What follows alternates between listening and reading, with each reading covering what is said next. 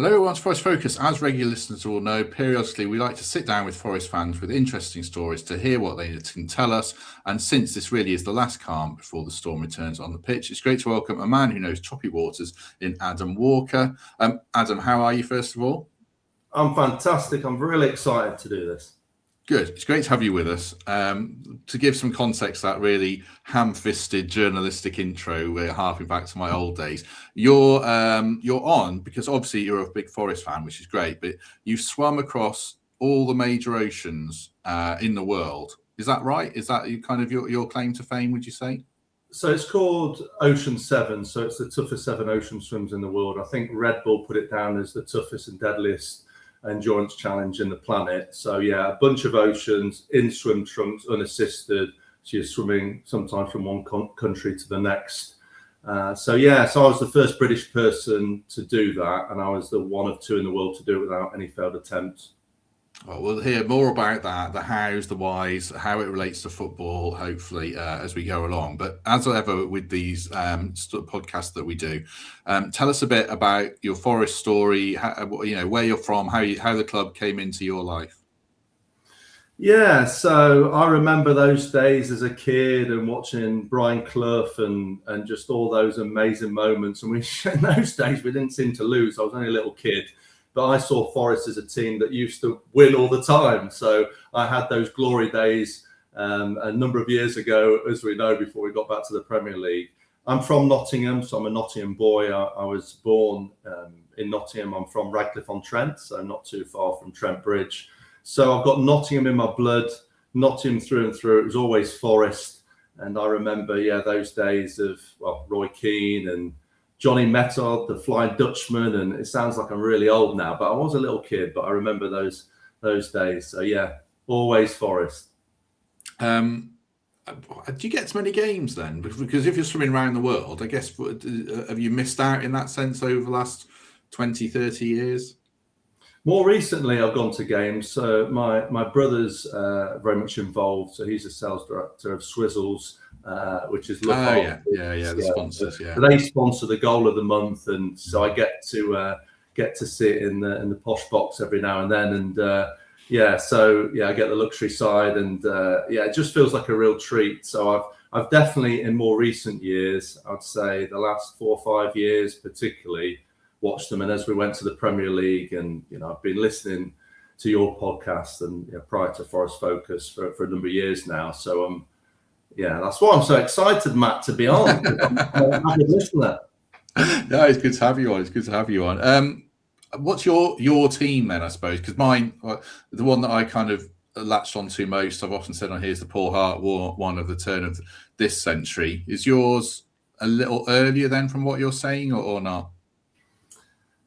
Yeah, I mean, the vivid memory, and how old would I be? 7 or 8, I suppose. Nigel Clough and those guys, it was just a brilliant team, and they were fighting against the. I've always loved the underdog, and the team did so well, didn't they? And obviously going into later on Paul Hart days, and from that, but there's been a lot of tough times. So I try and visualize and focus on those times where it was. And obviously Franz Carr, met him the other day. Franz Carr? He doesn't look any different. I know. Amazing. He's a lovely guy as well, Francis. I'm so glad he's started doing this podcast. So no, that's great. How are you feeling about this season then? Because it's been chaotic all over the place. Probably things that don't work well in your line of work and life. That you probably like some uniformity and some balance. We've not had that. So how are you feeling about this season? Well, I'm generally a positive guy, and I think you can turn things around, and it's all about mindset. And the sport that I do is very much 80-90% mindset. So putting the mind in the right place is really important. And obviously this season hasn't gone so well. I think we reveled in our glory, didn't we, last year, when we thought, now we're a top 6 team and off we go, and to be in the Europa and into Europe again is absolutely incredible. And I've been to some games as well, so that's been amazing this year. But obviously there's the other side of it, which is the Premier League, and just hasn't gone right, has it? And it's not from Mr. Marinakis. He's invested a lot of money into the team, and it's just not worked, not gelled. for whatever reason. They're good players, aren't they? But the Premier League just seems to increase year in, year out, and you get better players, so you've got to rise to it, and the mind has to be right as well as the physical side, and jumping managers all over the place. I mean, it's just really, really difficult to get any continuity. So I think, I'm not feeling great, but I'm not a doom and gloom person. I think we can get out of it. I think we'll survive. Obviously, the Spurs win was amazing, 3-0. I was actually coaching in Scotland, and I was reviewing to a group of 12 people, and they were surrounding me, and it was looking at a big screen. I hadn't really unprofessional. And I was glancing at the game all the way through. So if any of the swim campers listen to this, I did my job. I was very passionate and I helped you, but I was glancing at the phone. So once it went 1-0, I thought, okay, well, this is a good sign, 2-0. And then once I saw the 3 now, I thought I can relax now. With 1, I can concentrate on my job. Let's talk more about the swimming then. Obviously, Adam sent me some stills of him crossing oceans with dolphins in the background and being bitten by a Portuguese man of war. We'll get into all that because it sounds incredible what you've done. What though drew you to not just this, but swimming in general? We're generally a football country or a cricket country, and we've had success in the Olympics with swimming. And my kids go swimming every Saturday. But to go from that to what you do, how did that journey begin? Yeah, I always wanted to be that professional athlete. I had a sports science degree and I went into sales. So I actually worked for a company called Russell Hobbs selling kettles and toasters. And it just wasn't something that I wanted on my gravestone. And I just thought I'm capable of something, but knee problems. I played for Nottinghamshire under-19s in cricket. I had to give up football many years before that. Operation when I was 13, I'm at one knee, 16, another knee. So it was kind of about what I could have been, I guess, what athlete I could have been. And I wanted to be that Olympian. And then I was going to Australia and I put a movie on about a guy swimming the English Channel. Now, I did swim as a kid, but I had a gap for 6 or 7 years. And it was in the pool, it was backstroke, it was 2 lengths. It was never freestyle, it was never outside, it was never long distance. And this movie's called On a Clear Day, if anyone wants to watch it. And I put it on. And it was about a guy called Frank who loses his job after 35 years and he's depressed and he's looking for inspiration and he decides to swim the English Channel. Now, it's a fiction movie. It's Peter Mullen, the actor. And there's a bit in the movie where his mates take him on a booze cruise to France. And he looks out to sea and he says, how mad would you have to be to swim this? And all his mates are going, well, totally. Why on earth would you want to do that? And I put my earpiece down and I looked at my friend next to me who was going to Australia with me. And I said, I'm going to swim the English Channel. And they went, what are you talking about, Adam? Like there was no sign of any of this. And I just got it in my head and I Googled it, didn't get put off by 6 days a week training and the cost and all the rest of it. I just thought that's what I'm supposed to do. So it was a light bulb moment, Matt. And I thought, why not? Let's see how capable you are. Yeah. I still don't. I don't want to drill into the why thing because it's such a challenge. Like swimming pools, 50-meter pool, fantastic. Open water swimming, you're doing like shipping lanes, sharks, storms. I just don't think I'm right in the head, Matt, to be honest. I think You've got to be like a football goalkeeper or an ice hockey goaltender or something like that. Yeah, maybe is it something about your psyche then that it's specifically this challenge, you think? Not specifically this challenge. I think it could have been anything that pushes me. So I don't think I'm a born swimmer. I'm known as Adam Ocean Walker now, but I'm not a born ocean swimmer. I'm very tall. They're normally small and quite large for the temperature as well, because we'll get into all the different challenges. So the psyche is competitive. I wanted to be that professional athlete. I was a little bit older, so I was 27 when I watched the movie. Probably classed as too old to do something like this or too unfit. And I wanted to rebuild myself, I suppose, in a sense. The cricket is finished. I had to give up. I was having 2 physio sessions a week just to get on the pitch. And so the sport was minimal. I played water polo. So the only thing I did in swimming was water polo, but in goal. So you come out 5 meters and you save the ball. So it wasn't exactly long distance and it wasn't outside. But this just represented stepping out my comfort zone, seeing how capable Adam was. So it was a bit of a metaphor for life. And I thought there's nowhere to hide here. We're going to really see what you're made of because the ocean can punish you to a different level. And there must be something in my psyche for sure that says, well, actually, life's for living, one arm in front of the other. And I just love the idea of a human being going from one country to the other when you're not supposed to, and just really exposing yourself. And that metaphor of jumping in the deep end and seeing if you can swim. And what it gave me so much, a lot more than the discomfort that I was in at the time. So you get rewarded with a lot if you're prepared to put yourself out your comfort zone. Well, I want to talk more about the challenges, obviously. Just for the context listeners, I'm conscious that we haven't given a scale of how much you've achieved, just in terms of the distance. Do you know how many miles it is to complete this challenge, so people can get a concept of what you've done? Yeah, I mean, if I flick through some of the swims, so there's 7 of them, English Channel, so that's 21 miles in a straight line. You end up doing further than that. There's Gibraltar Straits, which is Spain to Morocco. I swam both ways. So I went Spain to Morocco, back to Spain. I was the first British person, a little bit higher distance than English Channel. And the reason that's tough is because the tide, particularly on the way back, pushes you out to the Atlantic. So you have to swim faster on that one to get across. Molokai to Oahu in Hawaii, that's 48 kilometers, so around about 29 miles on paper, but it took me 60 something kilometers, which we'll get into why, sideways for 15 kilometers and stung and all sorts of things. Catalina Channel to the mainland, so that's again another 21 miles. And then you've got Tsugaru Channel, Japan, similar. Cook Strait in New Zealand, which separates North to South Island and New Zealand. And the one which everybody will recognise in the UK, Ireland to Scotland, which is around about 22 miles. Extreme, COLD, the word that I haven't said for 10 years. And your lion's mane jellyfish, and they've got tentacles up to 120 feet long. So the reason they're the toughest 7 is you've got temperature, you've got currents and tides pushing you backwards, obviously sickness and all the other things that come with it. But you can't touch the boat, it's unassisted. You're allowed a drink, it's thrown over the side with a rope for fuel because you burn up to 1,000 calories an hour. And my longest one was 17 hours non-stop, which was the Hawaiian one, which is where many of the problems happened. So you're burning 17,000 calories in one day. So it's a good weight loss program. Do you have, so just in terms of, you say unassisted, you've got a support crew with you in a boat, making sure you don't go under, basically, I guess. How does that work? Yeah, so they GPS based on currents and tides and work out. It's never in a straight line, so none of these swims are from point to point like a lake. So you have to work out the change in the tides and the currents, and that can be quite demoralizing because you can be stuck out there for hours on the spot, and the tide decides whether they're going to send you in or not.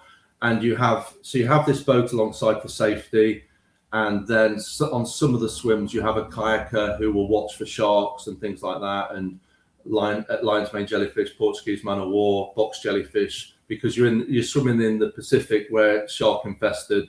So you're basically following a boat, and they decide, the pilot, whether they get you out or not, whether you're too cool, whether you've got hypothermia, or you might be very tired, or you might be stung, or the sharks around. So they're the eyes and ears, and obviously safety is paramount. You also then have an observer who makes sure that you wear one swim hat, a pair of goggles and trunks. You can't even wear 3/4 shorts, Matt, because that's classed as cheating. One hat, as I say, it can't be neoprene, it has to be silicone. And you have to do it how Captain Webb did it in 1875, which was no wetsuit. But in 1875, they didn't have wetsuits. So we get punished for dear old Captain Webb. So there's certain rules, and that's why we call it unassisted. If I touch the boat, the swim's over. So if I'm stung, whatever happened to me, sickness, I've just got to be sick on the spot. I actually taught myself, which sounds a bit gruesome, how to be sick and carry on swimming, which isn't easy. So, so the listeners are looking at this going, this is a great sport. I really can't wait to start it. I don't know. Can you tell us how, or does it get too gruesome? Well, there's not really much of a method. You just train yourself, basically. I'm a terrible ocean swimmer in terms of motion sickness. As a kid, I used to go to my nan's in Scarborough, and there was these, humps as you got to it, a Regan Gap in Scarborough, and I was just like sick every time I went there. So in a car and a boat, I'm not very good. So I'm like the worst ocean swimmer because in the water, you're up and down. So on most swims, I was sick. So I got a lot of practice. And I remember on one swim, actually it was the English Channel, a mate of mine, He's Irish. I'm not saying Irish people are tight, but he was. So he was really tight. He said, I'm not going to sponsor you for every mile you've done. I'm going to sponsor you every time you're sick. So on the 20th time I was sick, I thought he owes me 20 quid. So it's a positive there. Captain Webb was one of the houses at my school. I didn't realise it was him, but now you've just taken me back into my youth, yeah, because he's from where I'm from. Right, we'll talk more about all this with Adam shortly, but just a quick word for the Trent Navigation. If you're looking for something to do in the next few days, if you don't fancy swimming in ocean, do head down to the Nav. Check out the gigs that they've got on there, fatsoma.com or gigantic or gigantic.com, and you can see from Absolute Bowie to Soul Battalion to other acts in the next few days. Do check them out and get your tickets now. And thanks to those guys, as ever, for their support. Let's go. I want to go back a bit before we come forwards. For listening to you, I mean, some people, like to do 9 to 5, go out at the weekend, have a few beers, do it all again the next week. Other people have different mentalities. I think you're more in the camp, and they're all fine. Each person's different. But when you go back to your youth, were you very much someone who wanted to leave a mark on the world and challenge yourself, and always wanted a bit more, or wanting something different? Were you quite restless in that sense, or not?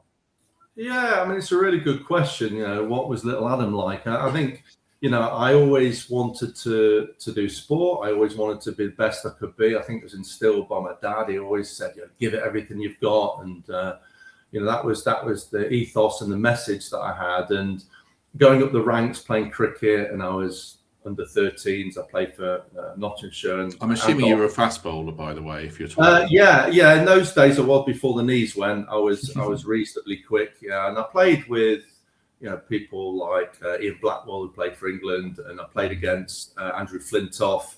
And in fact, I got Andrew Flintoff out when he was 13, and then he bowled me, but the bail didn't fall off.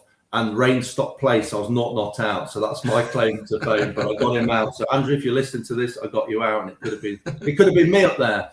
I think as a kid, I just wanted to play sport. I don't think there was this necessarily how I am now, which is just so disciplined. When I swam and played cricket, I didn't really like to train. I rocked up for the odd swim session, but I just wanted to do 50 meters and see how quick I could do it. So there wasn't really any discipline there.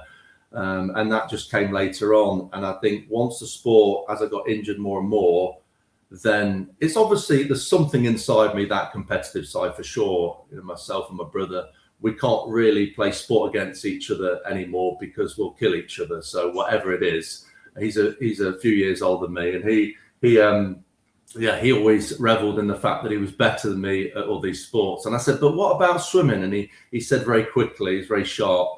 That's not a sport. So as far as he's concerned, he's better than me than all these sports. Last one before we get into the swims themselves then. So when you're saying, either before your first swim across the channel or after it, when you're like, I want to do more, I don't know if you're married or not, but your family, your wife, all those kind of your parents, are they saying, great, go for it? Are they saying, you could die doing this. This is a bit mad. How do they view it? My dad was impressed, I think, and thought, great, give it a go. My mum, the opposite, thought I was going to die. So after I finished Ocean 7, I started to do ice swimming, which is a mile under 5 degrees. And my mum said to me, you're finally trying to kill yourself. So that was her motivation. So I think there was a concern all the way through. They didn't try and ask too much, but then I kept a low profile. I would go to Dover and I would swim 6 hours in 13 degrees to get used to the temperature on a Saturday, and do a similar on a Sunday, and then come back to Nottingham, where I was living in Nottingham at the time. But I worked in Oldham, and there was a swiping thing. It was very old school. We had to swipe in for 9 a.m. So I had to literally get up at 6, do the training, make sure that I got my 4 or 5 kilometers in, and then I would go to work and make sure I met at 8:59, run up the steps and do that. So that became the life. But yeah, up to that, a lot of that, they didn't know what was going on. They just knew that I was training, and I think ignorance was bliss until I actually did it. And my brother came on the boat, and he told them the last 300 meters, 200 meters. And my dad, who's not generally an emotional person, my mum gave me the heads up that he had a bit of a tear in his eye. So sorry, Dad, but it's. I think I've done this whole interview a bit arse over tip, but because I've asked you about all the dangers. Well, we've done all the psychology without doing the dangers to put it into context a bit. So tell us about some of the challenges that you've faced along the way. I'll put a slide up for people to get an idea just of what you've seen and what's happened to you a little bit. But on the screen, there's a jellyfish thing from Man of War. There's a dolphin jumping out of the water as you're swimming. So can you tell us a bit about those and just more generally the challenges that you face? Yeah, so the one on the right, which is the Portuguese Man of War, what happened with that was I was 13 and a half hours into the swim and basically it went dark. So initially, was I 9 hours in? 9 hours in, and I was 3 miles from finishing, and the world record was 12 hours. And I remember the pilot saying he's going to break the world record, and so I started to go faster. And then for 4 hours, I went backwards with the tide, so it just pushed me backwards. So I was literally not even treading water, it was just further away. You could see the beach. You imagine seeing the beach where you're going to finish and you just can't get there. Then I went sideways for a bit, and then it went dark. And prior to going into the waters for Molokai, the pilot told me every story about sharks and Portuguese Man of War. I don't know why he told me this, but he said, you can't go in until it's light because of the sharks. And I said, oh, okay. He said, yeah, the last guy who attempted this swim, a cookie cutter shark came round and bit his calf. We had to hold his calf together. It was blood everywhere, and it tried to come back and bite him in the chest. I'm like, so I put my hypnotherapy music on. You were calm, you were relaxed, just to blank it out. I did have a shark unit though, something that lets off a sonar that is like smelling salts for sharks. It doesn't affect them, but it creates like a field around you, and it's supposed to work while the little green light's on. So that weighs a kilo, and I had to have that for all the swim. And anyway, got to so many hours in, got to 9 hours, and so backwards 13 hours. And then it went dark, so they sent a kayaker in, and I took my lights out on my because I didn't want to trap the sharks. And he was there for eyes and ears to look for sharks. And obviously in the dark, you're not seeing anything. So they let me continue, because normally, as I've just said, they would just get you out because it's too dangerous. But I was so close and I put so much effort in. And then literally within 2 minutes of the kayaker going in, I was hit by the most pain that I've ever had in my life. I was like, ah! And those two lines you see at the front, they were the first two tentacles I pulled off my stomach. It created massive swelling. So my stomach doesn't normally look like this. This is swelling, by the way. And I had a few tentacles inside my leg that I pulled off. And I can only describe it as being burnt by a kettle times 1,000. It's like your stomach is on fire. And again, this is a bit of mindset, I guess, which we'll go into on the football side, is everything in my brain wanted to quit. So I talk about the devil and the angel. The devil's this big, saying, I don't care how many times you finish your swims, it's over, you're finished. You know, I don't care how positive you are. And then the angel's this big, this tiny little angel saying, stay in the game. And, you know, I've completed every training session that I'd ever set out to do, so to get into these winning habits. So it was positive habits, but the pain was overpowering me. And so what I did was I decided to swim for a minute. And I thought, just do it for a minute, small steps. You can do anything for a minute, no matter how much pain you're in. I lasted for 30 seconds, again, treading water because I can't hold the boat, yelling. They threw me an antihistamine pill, and I started to be sick 7 or 8 minutes, because they've got similar poison to cobra snake that can shut down your organs and can kill you and put you into shock. Anyway, that happened. I attempted to swim again a second time. Again, it was nonsense, 30 seconds. And I went one final deal, which was to get level with the boat and go past it, and then don't quit.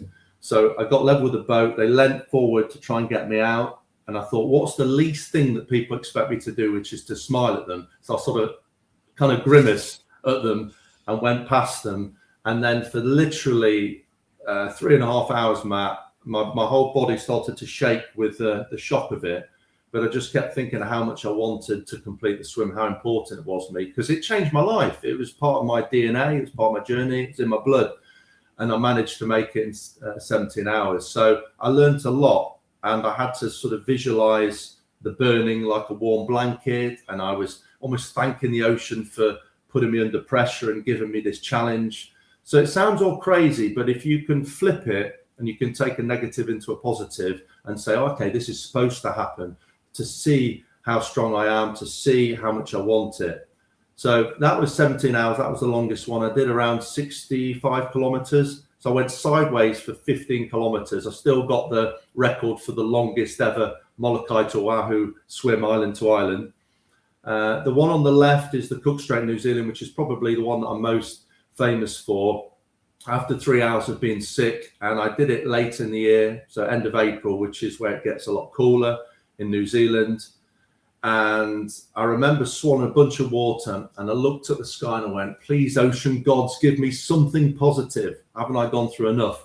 And then the ocean gods sent me a pod of dolphins, which you couldn't tell there were dolphins at the time because they're that fast. If you're going to get attacked by a shark, it's not like in slow motion in Jaws, it's just there on you. So then I'm flanked by 12 dolphins. And then after about 30 minutes of looking upwards, because I swim with my head down, I looked underneath me and there was a different looking dolphin with pointed teeth and a different fin, which obviously it wasn't a dolphin, it was a shark. And it was just tracking me from side to side, moving different.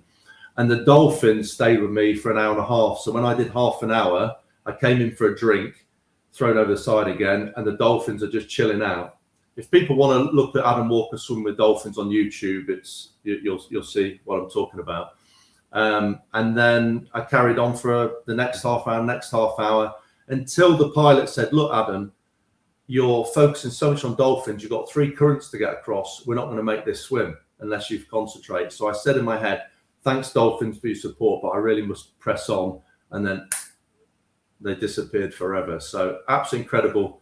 And my charity's for whale and dolphin conservation, all these swims. So it went around the world. I think it's got 5 million views, this video, not because people want to see me, they want to just see me get eaten by a shark, I think.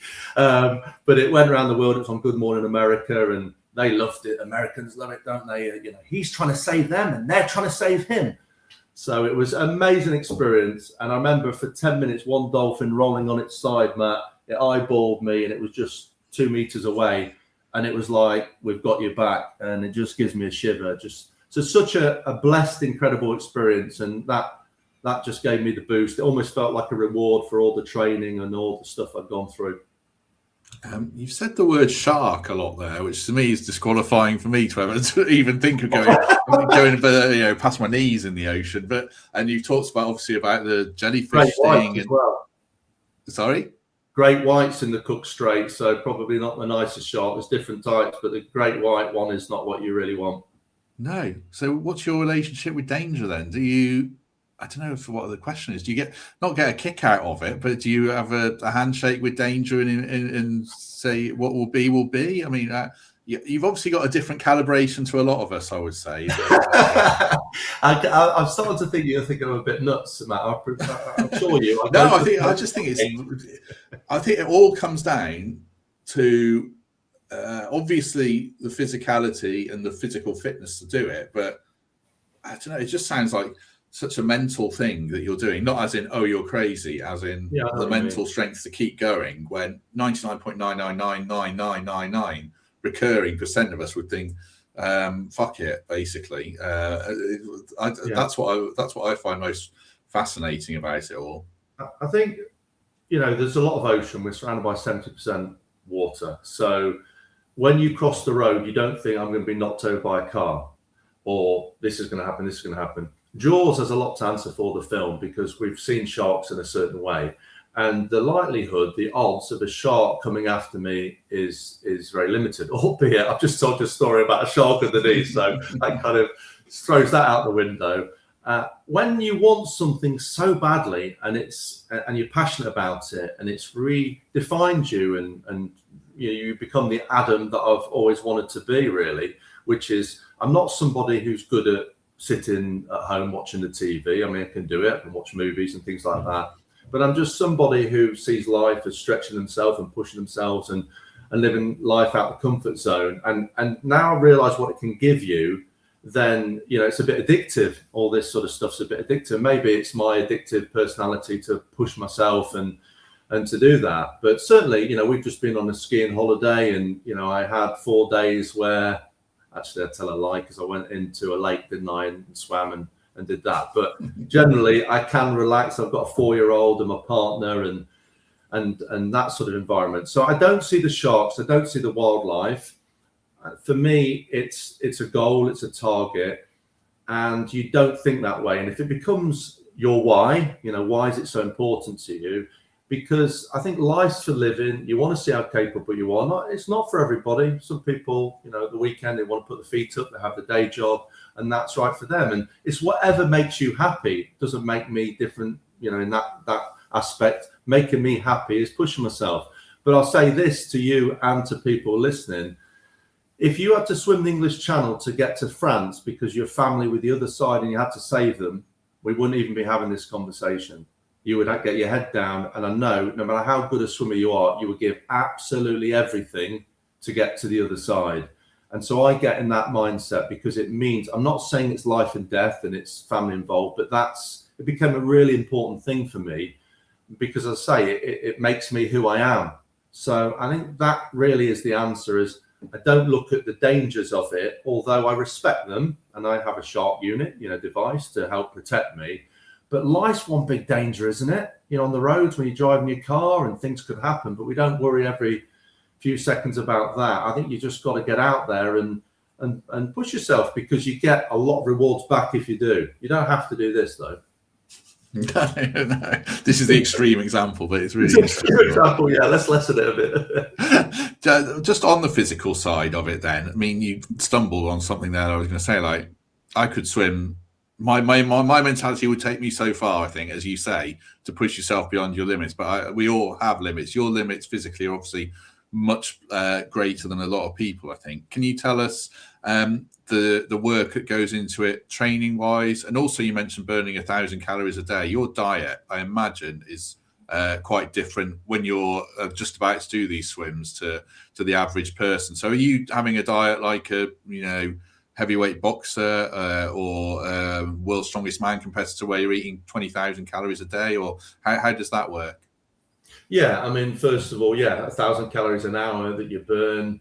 When you're in open water, you actually burn more than the pool, maybe 200-300 more, because the heart works harder, the body works harder in those temperatures. And obviously some of those swims, Island to Scotland was 13 degrees. So you've got to get used to that temperature. So you're not just swimming, in that case was 10 hours, 45 minutes. I did Island to Scotland. So it's not just 10,000 calories, it's in cooler water. So the training aspect is to get used to the temperature. The number one thing that affects people in this sport is the temperature. It's what they're afraid of, really, because once it gets into you and your core drops and you're there for another 6-7 hours, it's quite punishing. So there is that aspect. I think physically you can train yourself to just keep going, but depending on what swims. So some of the swims with mine, I had to, like Japan, Tsugaru Channel, I had to basically sprint across for 11.5 hours. They just kept telling me to go faster because the current kept changing, because it's nature. So that's really hard. So you have to train yourself in the pool to do sprints and to have limited rest, what they call threshold training. So I would do once a week in the pool, I would do up to 10 kilometers, 15 kilometers, and then I would do smaller ones, sprint training in between that. Definitely some gym to get stronger and to protect the body. What happened with me actually is I got injured before the English Channel. I took a save in water polo, and so when I started training for this, I had this dodgy shoulder, and I saw a hypnotherapist for the pain. So I started to look at the mind and how to disconnect pain and discomfort, which really helped me for the swims, but for the shoulder specifically. And the whole thing was about one swim, just the English Channel. Please, ocean gods, give me this one swim, and I'll never do this awful sport again. And then when I finished it, I thought, actually, I might be all right at this. And then I heard about Ocean 7 Challenge, and that's how I got into it. But I had to fix the shoulder. I had 2 operations on the shoulder, and the surgeon said to me, do you ever want to swim again? And I said, yeah, I want to swim from Spain to Morocco. And he went, no, I don't mean Spain to Morocco. I mean for leisure, like with the family on holiday. I was like, well, that is leisure for me. So we had this bit of a joke, had the 2 operations, and I have this report that alluded to the fact that I was 70% fit in the shoulder, and there was a problem. They had to attach a tendon back to my shoulder. And then what I did was I developed a new way of swimming freestyle called the Ocean Walker technique, which is what I coach around the world. So it became a business. So I gave up the kettles and toaster job, and I started to coach people this way of swimming, which, you know, I've coached many people around the world. So I got blessed from this issue, and this new technique took pressure from the shoulder. So I led with the technique first to protect the body, the training, the physical side, and then the mindset side as well, which is like a lot of sports. You know, you need all those things really. But again, why are you doing it in the first place? So I would say when it gets to the season, when I could swim outside, I was regularly doing big swims. So 6 hours non-stop in Dover Harbour when it's belting down with rain, and you see the P&O ferries go out and you're up and down, and you know, the training is tough because you just means to an end. There's no trophy at the end of it. There's no, you know, fanfare. In fact, there isn't on any of the ocean swims either. You kind of clear the water and land in another country, and then you just come back to the boat. So you don't do it for that reason. But you have to get into that mindset that it means everything to you. Again, we're going back to why. If it's not important enough, then you'll find a way out of it, and you just won't work at it. And I guess, you know, we'll come on to the football side, but I guess that's, you know, what happens in other sports as well. How much you want it, performing and achieving. Is it important enough? Because if it's not, the ocean has a funny way of finding you out and saying, you know, you're not up to this. I'm going to take you out of this, and you're not good enough. So I wanted to test myself, and a lot of that training was consistency all the time, get into winning habits, don't quit. And of course, I'm training before and after work as well. So, you know, where people are putting their feet up, I'm driving to Dover 4 hours and swimming 6 hours, going in a crap hotel in Folkestone, and then doing the same again, going back home 4 hours, falling asleep in my clothes, waking up and think, oh, damn, I've got to go to work now. I better get dressed. And I was managing a team of people as well. So, you know, but you feel alive, Matt. You feel alive when you're doing stuff like this. You know, it's not over. Me and you know, we're getting older, but it's not over. You know what I mean? It's not over. You've got to keep pushing. Oh, I've got two questions then. So I've got two more before we do match football. You stumble into the questions, which I like when guests do that. So I'll ask you the first one. I remember, bringing it back to me to take it back to you. When I got cancer when I was 36, and it was fine. It was all resolved. But ever since then, I find myself very conscious of time, as in time goes very fast. And when you're 35, you feel like you've got an eternity. When you're 36, you come out the other side of it. And like I say, just to qualify, I was completely fine. But I find myself very conscious of time passing. And before you realize it, you're 65, you're 70, etc., etc. Are you someone who has that mindset then of that? And also, I don't know how old you are, but you're a bit older than me. So say you're 45 or whatever, that what am I going to do when I can't do this, when I can't swim oceans? Is that something that you think of? Will you always find a different challenge, I suppose, is what I'm asking. Yeah, always find a different challenge. I mean, I never look at age as a barrier at all. I mean, I've in the gym this morning, and you know, people half my age, and you know, I'm doing pull-ups and things like that, and I get a, you know, sneaky little chuckle to myself of pushing it. So I don't see that. I mean, I see sort of landmarks like, you know, when I become 50, can I be fitter than when I was 40? When I was 40, you know, I felt like I was in better shape than when I was 30. So I keep trying to have that mindset. And in the gym, talking about the gym this morning, there's a lady, and she did 20 press-ups. She was doing sit-ups. And I said, do you mind me asking how old you are? And she said, I'm 77 next week. And I'm like, and the core was amazing. So I think, you know, it's too easy to think, well, I'm getting a little bit older now. I'm over 40, and you know, the world says that I've had it, or I'm this way, or whatever. And I go the other way. I go the other way and say, okay, how can I challenge myself a little bit more, or push myself? I'm just not happy staying still. And if you stay still, particularly, you can get away with it in your 20s probably a little bit. And actually, I probably did less in my 20s, certainly not the gym side of it. I didn't touch the gym really until I started doing the swimming. It was more sort of cricket and things like that.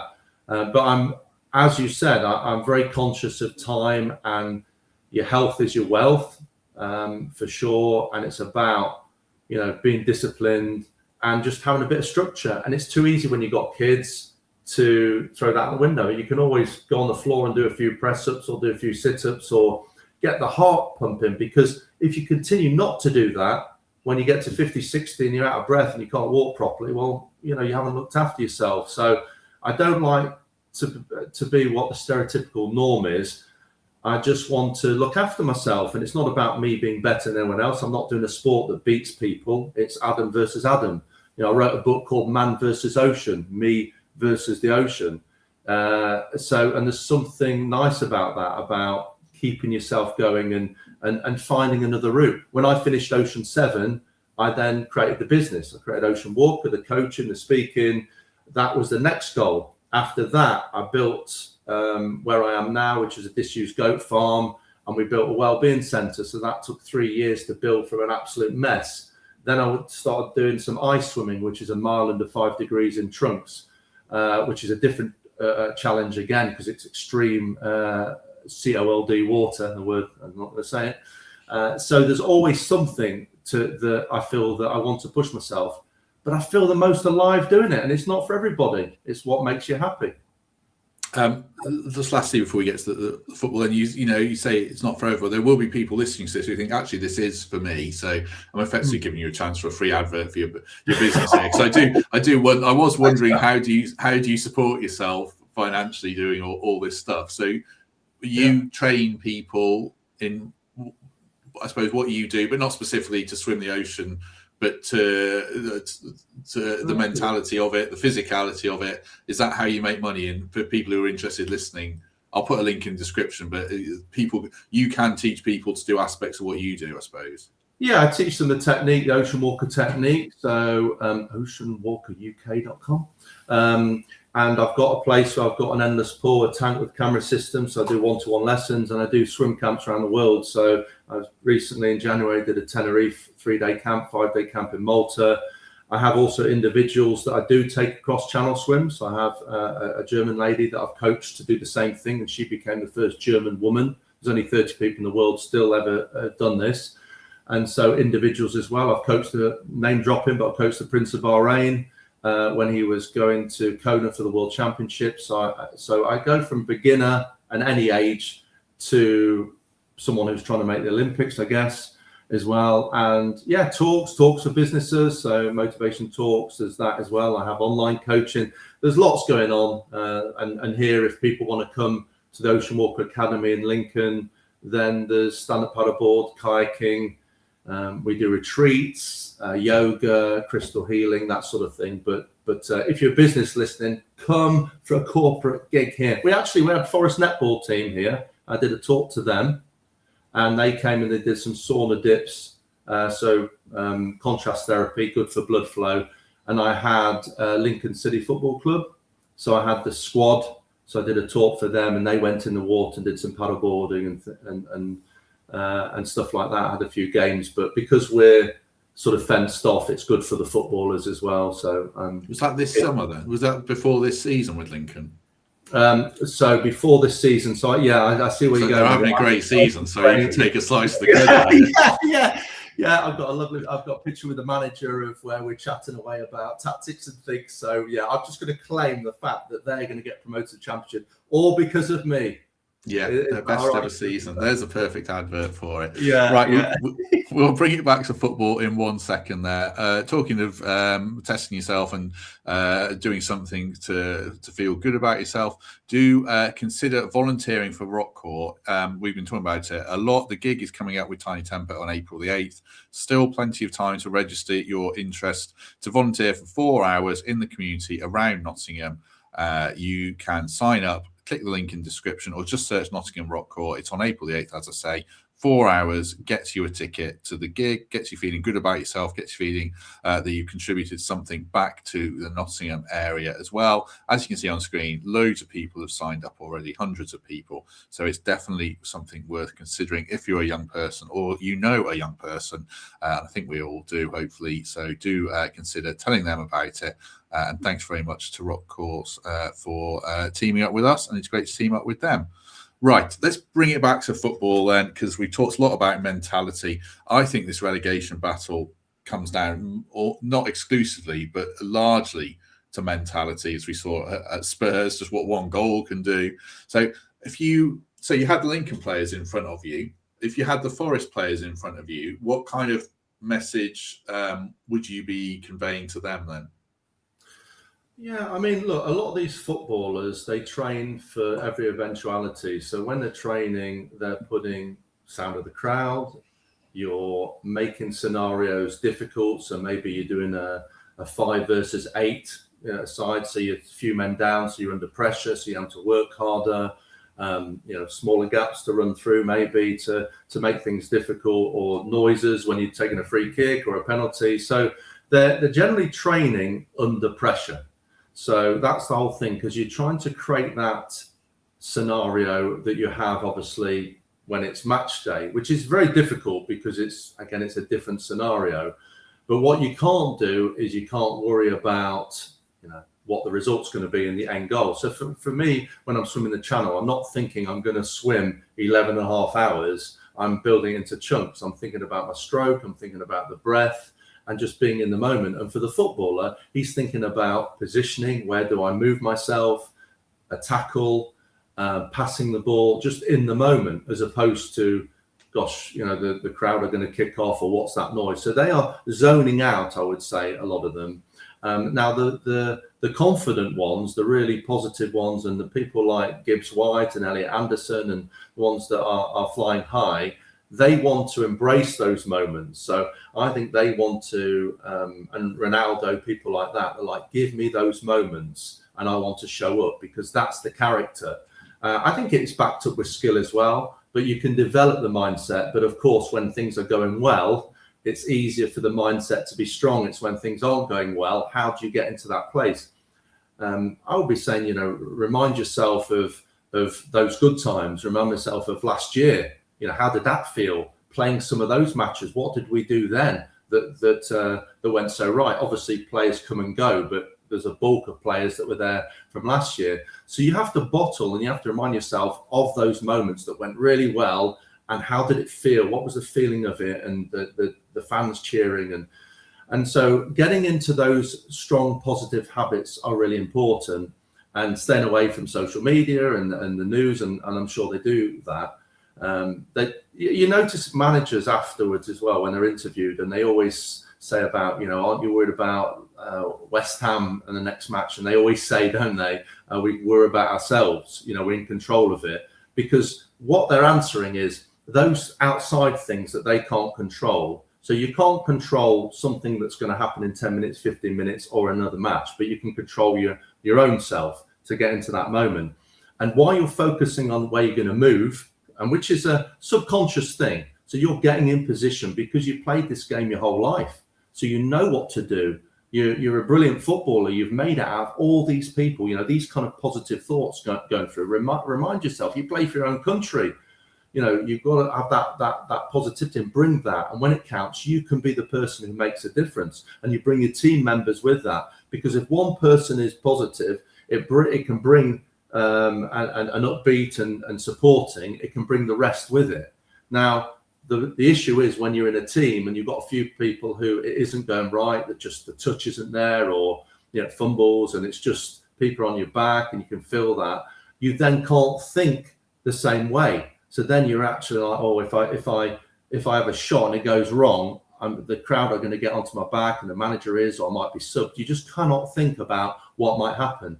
For me in the swimming, I had to train myself for the temperature, so shivering uncontrollably. One training session, I had a nosebleed, stomachache, I was shivering all at the same time, and it was training.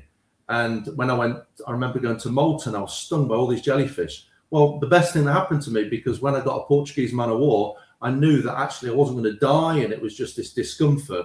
So what they're looking to do is train them for all these things. So when they get to match day, it's actually, you don't worry about the crowd. It's great when the crowd are with you, but when they're on your back and you're away from home, how do you react to that? But you've got 11 players on the pitch. Are they all singing from the same sheet? But I'm sure he's instilling, look, we've got this. You're great players. He'll remind them of how good they are, and some footage, and just play how you're born to play, which is, you're a professional footballer. You're absolutely elite. be grateful for the opportunity. Often we look at what we can't do as opposed to what we can do, and football is very fickle, isn't it? You score a hat-trick and then the next 3 games you don't get a goal and everybody's on your back. So it's about confidence, and these are subconscious movements. They just are there in your head. But it's when you doubt yourself, do you make that run? Look at Chris Wood, look how many goals that he got just by making the runs, the tap-ins as well. And then you've got other strikers who aren't making the runs, and maybe they're not used to that environment. They're coming from a different environment, but he's going to remember when he comes back, I've got all these goals. Maybe he's going to be a little bit not as fit, but everybody's going to be cheering for him. And it wasn't that long ago, he bagged all those goals. So hopefully that resonates through his body, and he doesn't think, oh, I've got an injury, maybe I won't make that run, or maybe I'm not as fast as I want, overthinking it. And they're human beings at the end of the day. So we debate, on podcasts like this of why aren't they doing that? Why did they play badly and what's wrong with them? But you just don't know what's happening in their life as well. What's happening at home? We don't look at that. We look at them as footballers and not necessarily human beings. But I will say the ones that fly the flag, you need proper leaders. So you need people like Gibbs White, Ryan Yates. Look at him. What an amazing guy he is. Often people look at him and go, well, has he got, that natural ability compared to some of the others? But I mean, he's gone through all the leagues. He gets on the pitch, he gives it absolutely 200%. You imagine that if every footballer at Forest gave what he gives, we wouldn't be in this position. So he's got absolute bucketfuls of the right mindset. But there might be someone with more ability, but actually doubting themselves. So Ryan gets on the pitch. And that's what happens, isn't it? It's interesting how Pereira, when he was on here, his big message was about confidence. That was, he said, this is my message about confidence. And it's like finding that extra couple of percent within yourself over your opponent, which I think we really saw at Spurs, individually and collectively. So, yeah, is that the big thing for you when Pereira talks about mentality, is having that self-belief is what will keep us up, you think? It's huge, isn't it? It's absolutely huge, because you can get a player who's a similar level to another player. And let's face it, in the Premier League, there's ones that, why is it if a team is West Ham, Forest, arguably you say, well, Forest have got a better squad than West Ham, or another team beats another one who's just come from the bottom upwards, like Leeds. Look at the mentality. It's that never say die. It's fight to the end. Obviously, there's tactics and how you play the game, and your players are your players. But yeah, it's so important. And I think that comes from the top, because and that's why managers and the coaching team are so important as well, because they're feeding their positive energy. And some of them, they're not, the early 20s or the teenagers. They haven't been around that long. They've got natural ability, but mindset-wise, that comes over time and development and consistency. And so, yeah, it's absolutely huge. So that running is going to be like fight for everything. How much do you want it? And you just hope that these guys, they're playing, some of them might be playing for their future careers. So they see it that way. We're looking at it that it's Forest and it's in our blood. And some of them might not be as loyal as, they're loyal to the club, but they're not diehard Forest fans necessarily.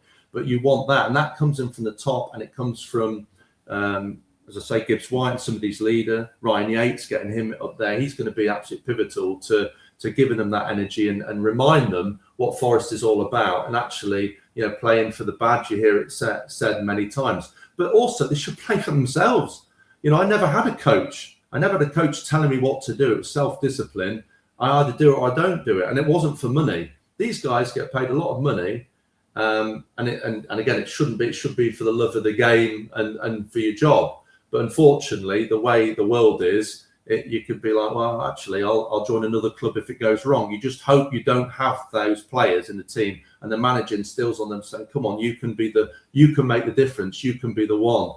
So I think that's huge. Obviously, staying fit, getting the right, it's about ability as well. But you look at the team that we've got, okay, there's not masses of backup, but the good players, they play for the country. They're not, you're not rubbish players, are they? And some of them, Taiwo, it's great to see him coming back and bagging a goal. And look how great he was a few years ago for us, and he had his injuries, and maybe, he struggled to find his feet, hasn't he, the last couple of years, and we go, oh God, Tyro's had it, but actually he had a serious injury as well, and that's got to be in the back of his mind. Then you've got to get up to speed, and now he takes our goal, doesn't it? And then you're a superhero. If he scores to keep us up, we forget all what happened for the last 2 years of and limited goals. So he must have a hell of a mentality as well. Sorry to interrupt, but obviously, in a coma, managed coma, everyone talks about Tyro as this great trainer, great guy. I know he's limited as a player, but he sounds like one of the guys you want in the trenches with you from what you're talking about. In the end of the day, it's about getting the result now, and how, it doesn't have to be pretty, does it? I massively believe if the team is driven to staying up and they give it absolutely everything, they've got the standard, they've got the ability. It's just playing together and not second guessing themselves. It has been hard. You change a manager, you've got a different ethos, or slightly different, or massively different if you got Postecoglou as well. And we're expecting everything to just go right, when these guys, it's about timing, it's about those subconscious movements that I mentioned before. And if you're asked to play differently, well, actually, that's just not natural to you, is it? Because you've been playing a long time a certain way. And I don't think as fans we look at that. We just look at, why aren't they bagging a load of goals, and why are they exposed at the back? But it's, and again, that comes from tactics and from the manager of how you're playing. Let's play how we played when it worked. It makes sense, doesn't it? We don't have to be this team that actually go on the attack, because it didn't work. So we've tried every eventuality. And then when you fall into that shape that makes sense and you're comfortable with it, because you're used to it, you've trained it and you're used to it, then you start to see results. The challenge has been 4 different managers and different ways of playing, different personnel. That's difficult. So if we stay up, which we will, then I think they've done flipping well, considering, and not well overall, but considering the change, the fact that they've not got relegated and they've kept the head above the parapet, because ultimately they're all great players in the Premier League. So what's the difference? And it's fine lines. And I think mindset is huge. Yes, you've got to have ability. You've got to make the right decisions, but that comes from a confidence level as well, which is done in training and then on the pitch. Excellent. We shall leave it there. If you've enjoyed this, do us a favour, hit like, hit subscribe. Do consider membership or Patreon, or a lovely 5-star review on Apple or Spotify. It would be great. Normal service resumes on Monday, back to how we normally are, building up to Porto and then Villa towards the end of the week. So I've really enjoyed this. Actually, it's been a nice break. I was worried this last 2 weeks would be a nightmare filling the podcast, but I've really enjoyed this. This one is the most off the beaten track one we've done for a while, but it's been great. I deliberately didn't make huge amounts of notes. I normally make lots of notes because I didn't know where this conversation was going to go. And it probably says a bit about me that I've asked Adam a lot about mentality. So there's probably been a window into me, not as much as Adam, but I've really appreciated it. Adam, anything you want to add before we go? No, I've just absolutely loved it. I was really excited to speak to you. I'm a massive fan, and at some point, please have me on the panel from a less motivational perspective, or maybe you might need that little bit of a positivity if everyone's a little bit down. But I'd love to come on again. But thanks, thanks for having me on, and support Matt and support Forest Focus, because it's brilliant. I've absolutely loved it over the years, and keep doing what you're doing. Sometimes you need to be told that, and everybody should appreciate that rather than having little niggles in the comments. Let's get behind him, let's support him, and sign up and subscribe like I have as well.